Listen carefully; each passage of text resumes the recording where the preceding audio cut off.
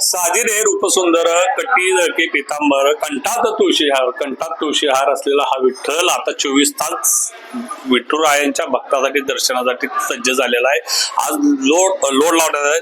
मंदिर समिती अध्यक्ष गैनीनाथ महाराज आणि कार्यकारी अधिकारी शेळके साहेब यांच्या उपस्थितीत हा लोड लावण्यात आला। आजपासून पक्षापूजेपर्यंत हा विठ्ठल आता भक्तांसाठी 22 तास दर्शन देण्यासाठी सज्ज झालेला आहे। विठुरायांचे येणाऱ्या प्रत्येक भाविकांची वाट पाहता विठुराया चेहऱ्यावरती आपण पाहू शकतो विठुरायाच्या की किती सादर रूप दिसत आहे, एकदम गोंडस रूप दिसत आहे। आणि ही तो आषाढी वारीच्या सोहळ्यासाठी आजपासून 24 तास दर्शन चालू होणार। कालपासून VIP दर्शन बंद करण्यात आलेलं आहे। तोच भाविकांसाठी 1 ते 2 तासाचा आता फरक पडणार आहे।